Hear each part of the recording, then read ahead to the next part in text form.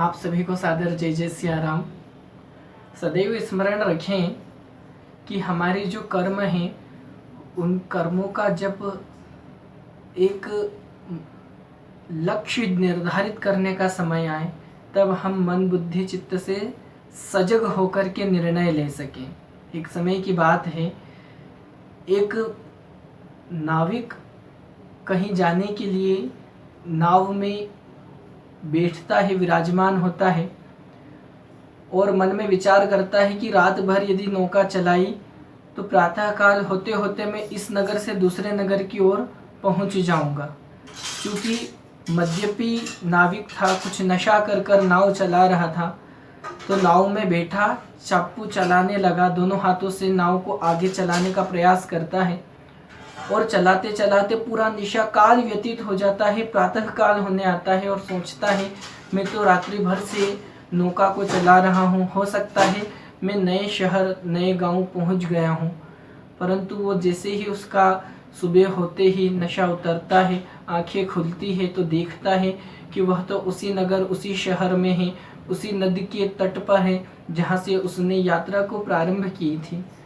कारण क्या था कि उसने नाव में बैठने से पूर्व जिस नाव को जिस किले से बांधा था उस किले से उस रस्सी को हटाना ही वह भूल गया था।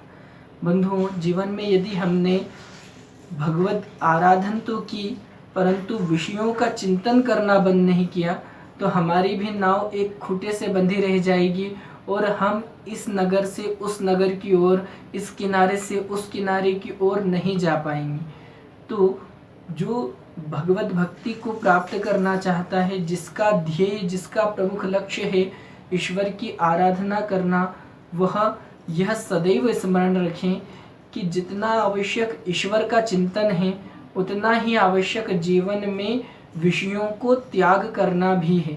अतः विषयों का त्याग जीवन में बहुत ही महत्वपूर्ण है। हम ये नहीं कहते कि सभी प्रकार के विषयों को छोड़ करके केवल ईश्वर का भजन करोगे तो ही ईश्वर मिलेंगे। विषयों का सेवन करें परंतु इतना सेवन करें कि हम उसके आदी न होने पाए।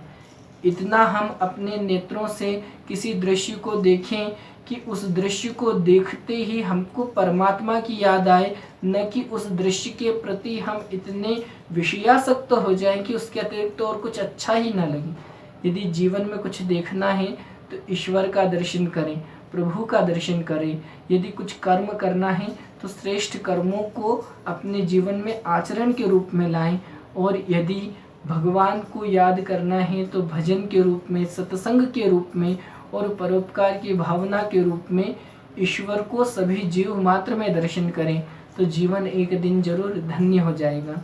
आप सभी को सादर जय जय सिया राम।